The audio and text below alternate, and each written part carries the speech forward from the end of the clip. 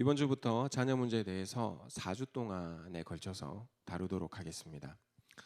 저는 12살 되는 아들이 있는데 지금까지 공부를 그렇게 많이 시키지 않았습니다. 그냥 놀게 하는 게 더 낫다라는 이야기를 들어가지고 지금까지 많이 놀게 했습니다. 그런데 이제 6학년이 들어서게 되고 또 조금 있으면 중학교 올라가게 되니까 이게 너무 놀게 하면 안 되겠다라는 생각이 들어서 야, 이제 좀 공부 좀 하자라고 아들과 이야기를 한 뒤 수학을 하루에 몇 장 풀겠느냐라고 물어봤더니 한 3페이지를 풀겠다라는 거예요. 또 너무 많이 목표를 잡으면 공부 질려가지고 안 할까봐 알겠다. 근데 이제 그때부터 그 3페이지를 푸는데 1시간, 2시간이 걸리는 겁니다. 그리고 또 코로나 때문에 주위의 친구들이 밤늦게까지 게임하고 놀고 하는데 자기는 그러지 못하니까 이 불만이 너무 많이 쌓인 겁니다. 엄마는 이 아들을 공부를 시키려고 하고 또 아들은 놀려고 하고 그러다 보니까 이게 안 되는 거예요.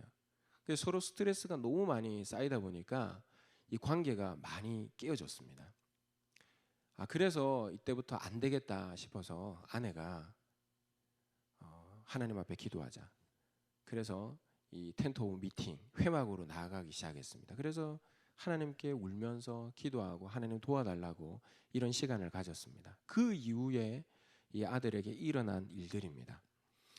먼저는 그 학원을 선택을 하기로 했는데 수학 학원을 이 수학 학원도 뭐 여러 가지지 않습니까? 그런데 하나님 앞에 기도하는데 저 학원이다라는 학원을 선정을 했습니다. 하나님 마음을 주셔가지고 이제 그 학원은 숙제가 없어요. 그냥 한 2시간에서 2시간 반 정도 공부를 하면요.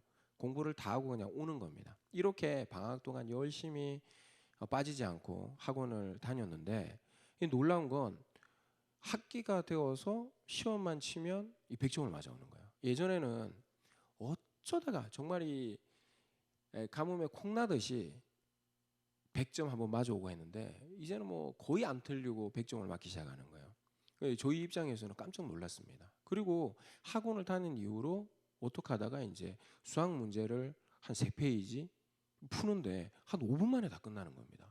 너무 놀랐습니다. 그리고 이것뿐만 아니라 그 학기가 시작이 돼 가지고 선생님이 이제 자리 배정을 해 주는데 우리 아들이 맨 앞좌석에 앉게 되었어요. 근데 나중에 불러가지고 무슨 얘기를 하냐면 이게 등수별로 앉았다라는 거예요. 우리 아들이 1등을 해가지고 맨 앞에 앉게 된 겁니다.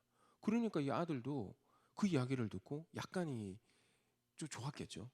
그리고 또 그 정규 회장을 이제 출마하게 되었는데 친구들이 야, 너 요즘에 뭐 공부도 잘하고 이러니까 한번 나가봐 하면서 추천을 하더랍니다. 그래서 나갔는데 이 동률이 3명이 동률이 된 거예요. 그 표가. 그래가지고 이제 제비뽑기를 했는데 그 중에 한 명 떨어지는 건데 우리 아들이 떨어졌습니다. 근데 이게 더 웃긴 거는 자기가 자기를 찍지 않았어요. 만약에 자기가 자기한테 투표를 했다 그러면 뭐 제비뽑기 할 것 없이 자기가 이제 정교 회장이 되는 건데 여하튼 이런 일들이 계속 일어나니까 이 아들이 너무 좋은 거예요. 그러면서 주위에 친구들이 많이 생기고 또 은유리를 찾고 또 은유리도 친구들과 잘 어울려 다니기 시작을 했습니다. 이뿐만이 아니라 어릴 때부터 제가 이제 그 그림 그리는 걸 좋아해가지고 아들하고 많이 그렸는데 미술 시간에 이 독수리를 그리는 시간이 있었습니다. 근데 그 독수리를 너무 잘 그린 거예요. 그래서 선생님이 보고 너무 잘 그렸다 칭찬하고 또 가방에다가 또 그림을 그리는 시간이 있었는데 그때 이제 이 가방에 용을 그렸는데 너무 잘 그리는 거예요. 그래서 선생님이 이거는 옆반 가서 자랑할 정도로 그러니까 이런 일들이 계속 이 은유리의 삶 가운데 학교 생활 가운데 일어나게 된 것입니다. 제가 지금 이 이야기를 하는 것은요, 우리 아들이 뭐 전교 1등을 했다, 서울대에 들어갔다 이런 이야기가 아닙니다.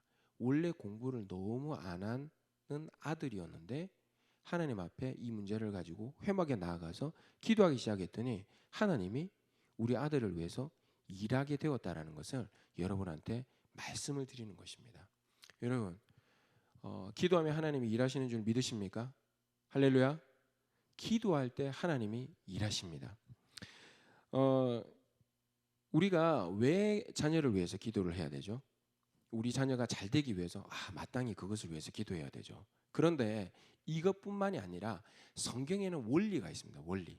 그게 뭐냐면 삼손을 통해서 한번 살펴볼 텐데 사사기 13장 3절에 보니까 여호와의 사자가 그 여인에게 나타나서 그에게 이르시되 보라 내가 본래 임신하지 못함으로 출산하지 못하였으니 이제 임신하여 아들을 낳으리니.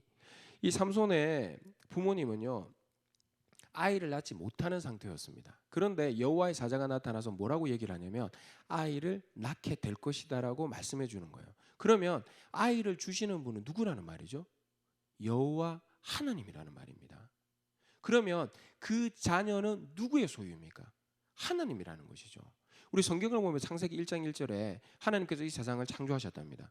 그럼 이 세상의 주인, 이 세상의 소유자는 누구라는 말이죠? 하나님.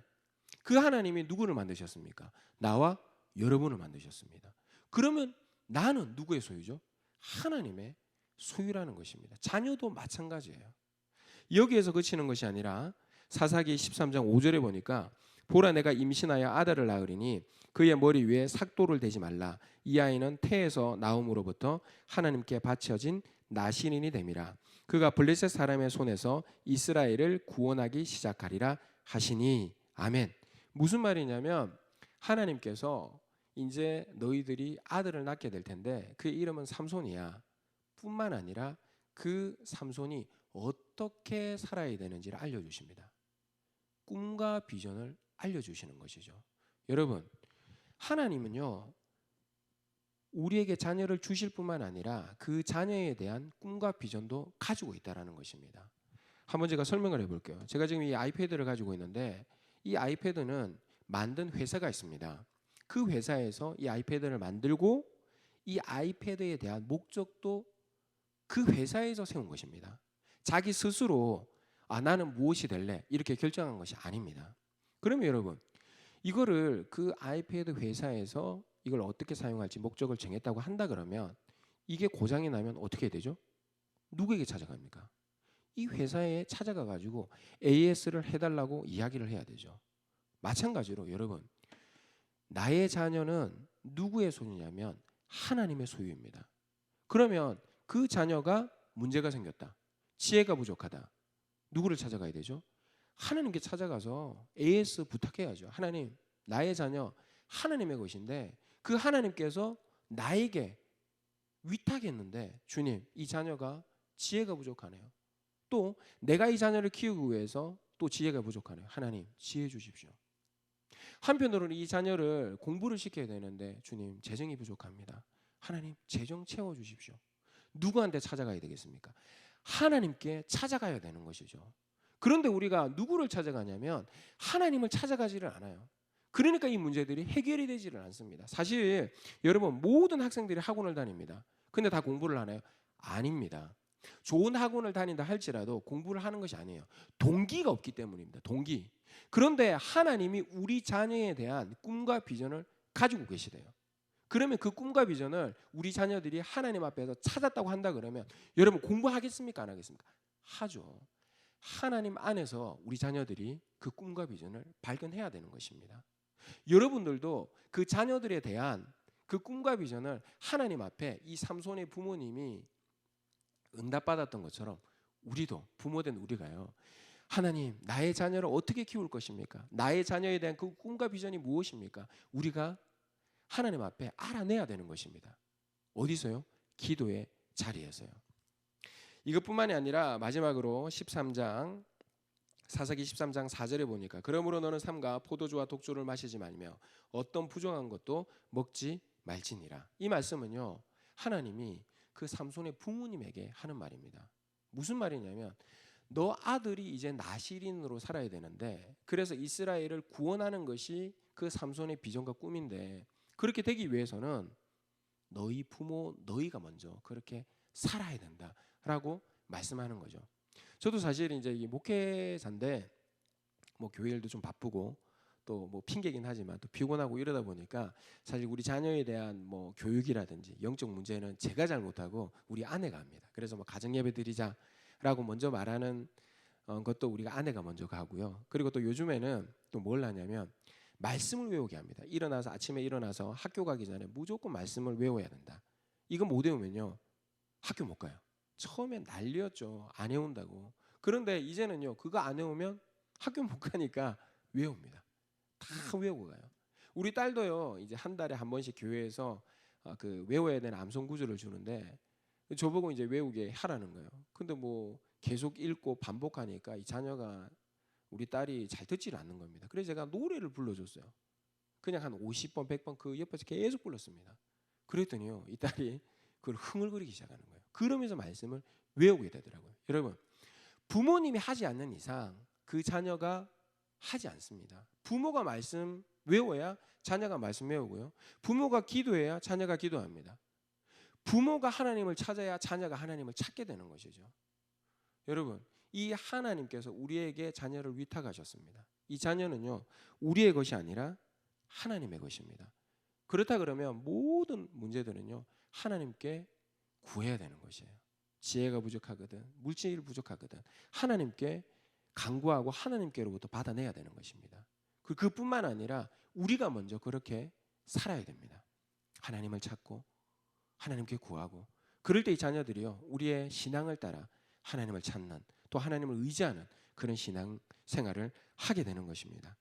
우리 성도 여러분들이 지금 이 시간 우리 함께 기도했으면 좋겠는데, 하나님, 우리가 어떻게 기도하냐면, 주여 내 자녀 책임져 주십시오.